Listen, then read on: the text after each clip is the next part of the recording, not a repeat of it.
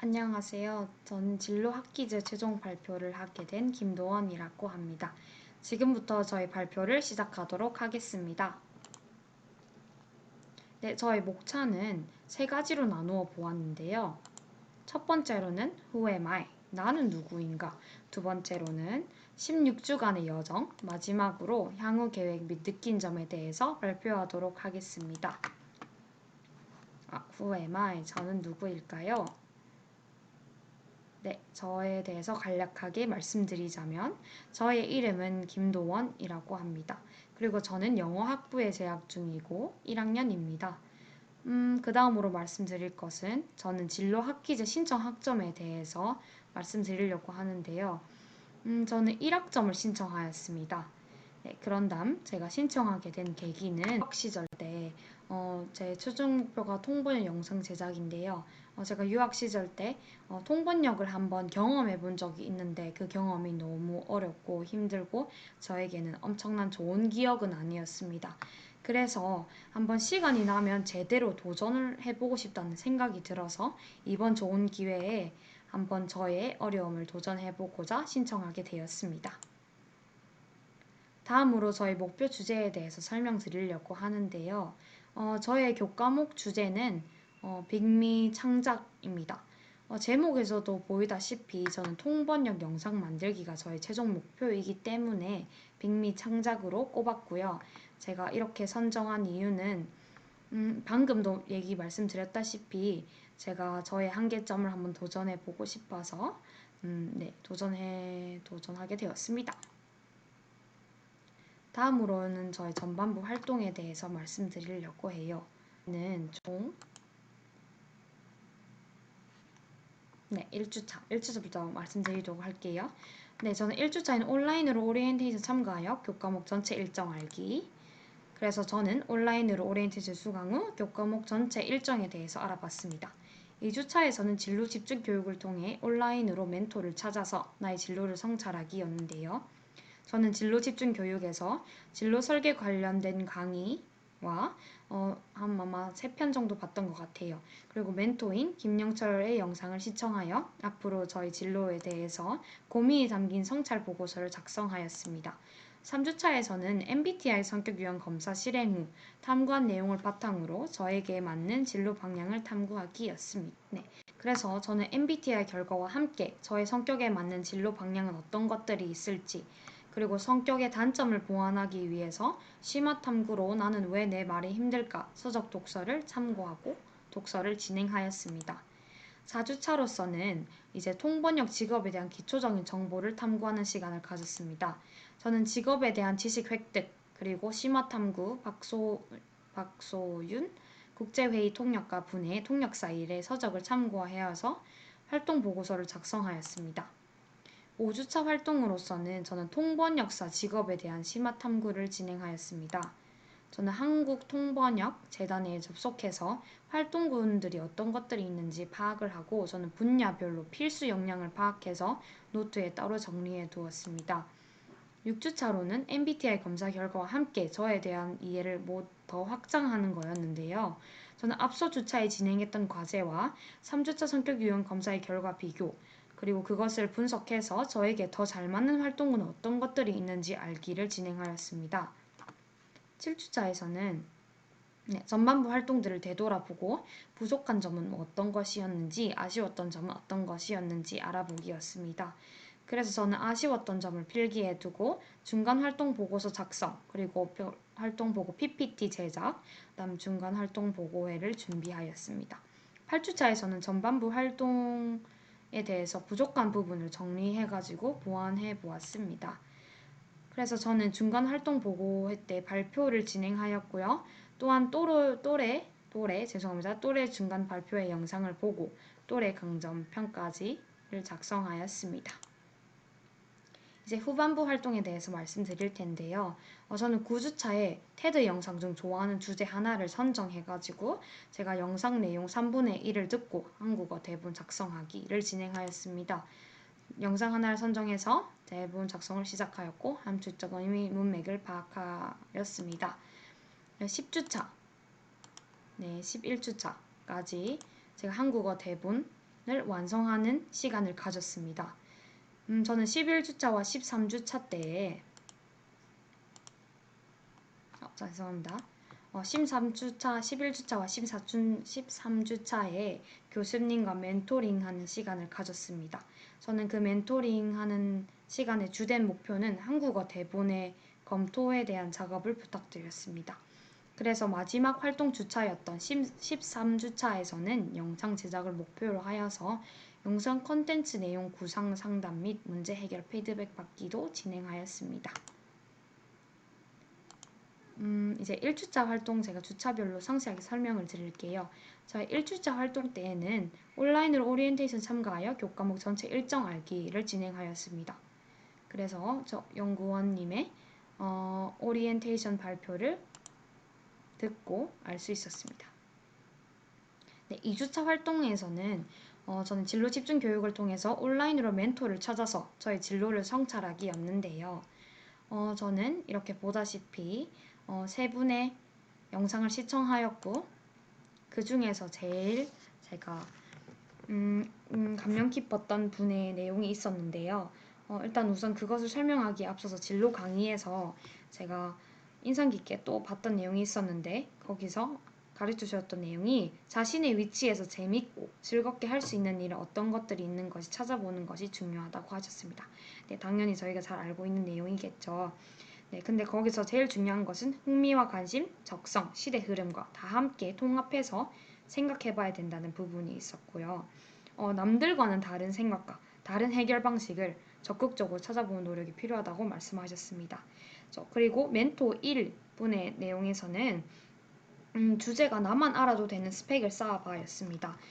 이 발표자분이 자신의 경험을 설명해 주시면서 제일 보람되는 일이 어떤 것인지 스스로 생각해보고 제일 잘하는 일은 어떤 것인지 관심을 가지고 계속 알아가다 보면 얼마나 성장했는지 얼마나 나를 알아왔는지 그 생각 덕분에 어떤 일을 하고 싶은가에 대한 결론에 대한 도출이 나온다고 말씀하셨습니다. 그리고 그 이외에도 저는 김영철 분의 멘토의 강의를 시청하였습니다. 다음으로 3주차 활동에 대해서 말씀드리려고 하는데요. 3주차 활동은 저는 MBTI 성격 유형 검사를 실행하였습니다. 그래서 제가 얻은 결과는 두구두구 바로 ENFP라는 결과를 얻었습니다. 저는 스스로 생각해서 INFP가 아닐까 생각했는데 둘 다 반반 거의 비슷하게 결과가 나와서 이 I 둘 다 해당되는 것 같습니다. 어쨌든 저는 특징적으로는 외향적이고 직관적입니다. 하지만 분석과형, 아주 이성적이고 논리적이고 하는 그런 분석과형과는 반대되는 결과를 얻었습니다. 그리고 저는 검사 결과에서 깊은 인간관계의 행복감을 더 느낀다고 얘기를 들었습니다. 하지만 저의 단점이라고 생각하면 단점인 것은 생각이 많고 저의 이상적이고 철학적인 부분 덕분에 막연하다는 말을 많이 듣습니다. 그래서 저는 행동에 있어서 실행력이 조금 떨어진다고 또 얘기할 수 있겠습니다. 그래서 저는 이런 저의 성격적 단점을 보완하기 위해서 이상적인 목표 대신 계획을 구체화하고 객관적이고 이렇게 해보자 싶어서 저는 왜 나는 내 말이 힘들까라는 서적을 참고해서 읽어봤습니다. 4주차 활동에서는 이제 활동 목표로는 통번 역사 직업에 대한 기초적인 정보를 탐구하기였는데요. 일단 첫 번째로 통번 역사란 어떤 것인지, 그 두 번째로는 통번 역사의 직업적인 장단점은 어떤 것일지, 세 번째로 통번 역사가 되는 과정은 어떤 게 있을지, 마지막으로 통번 역사에게 요구되는 역량은 어떤 것들이 있을까가 저희 활동 목표였습니다. 그래서 저는 박소윤 국제회의 통역가 분의 저희 책을 찾아보았는데요. 그 책이 제가 찾아본 이유가 통번 역사 일에 대해서 저희가 막연하게 생각해보면 되게 돈도 잘 벌고 하지만 저희가 그런 뒤에 배경들은 직접 경험을 해보지 않아서 잘 모르는 내용들이 너무 많으니까 그런 에세이들을 잘 담은 내용이라고 하더라고요. 그래서 저는 그것을 참고해가지고 한번 읽어보았습니다. 5주차 활동에서는 이제 통번역사에 대한 기초적인 정보를 획득했으니 심화 탐구를 진행해 보았습니다. 그래서 저는 한국통번역재단 홈페이지에 접속해서 통번역 서비스 활동군들은 어떤 것들이 있는지, 그리고 통번역 의뢰 절차는 어떻게 되는지, 그 다음에 번역사와 통역사의 시간당 급여 조사를 해보았습니다. 이렇게 보시면 저는 번역 서비스와 통역 서비스로 나누어서 이렇게 한번 조사하고 정리해 보았습니다. 네, 제가 되게 감명 깊었던, 되게 인상 깊었던 그런 부분은 아무래도 이게 경제적인 부분이었는데요. 번역과 통역의 가격이 다 달랐습니다. 하지만 저희가 영어는 되게 어떻게 보면 흔한 거기 때문에 저는 영어가 제일 급여가 제일 낮았고 독특한 스페인어가 제일 높은 것으로 알게 되었습니다. 어쨌든 6주차 활동으로 넘어가면 저의 MBTI 검사 결과와 함께 나에 대한 이해 확장하기가 저희 활동 목표였는데요. 저의 강점과 약점은 어떤 것이 있을지, 그리고 MBTI 진로 인터뷰를 탐색하고 약점을 보완할 수 있는 방법들은 무엇일까 등등을 한번 실행해 보았습니다. 그래서 저는 저와 동일한 진로 인터뷰 내용을 한번 사진으로 가져와 봤습니다. 네, 그 내용 중에 어떤 내용이 있었냐면 제가 조금만 간단하게 설명해 드릴게요. 인터뷰 내용 중에서는 직업을 선택할 때 분위기가 제일 중요하다고 말씀하셨고, 그 다음에 창의성과 통찰력이 되는 그런 활동들을 찾는 것이 좋다고 말씀하셨습니다. 자, 시간상 다음 관계로 넘어가겠습니다. 7주차 활동에서는 이렇게 저희 PPT를 만들어 보았고요. 8주차 활동에는 만든 PPT와 함께 이렇게 발표를 하는 시간을 가져게 되었습니다.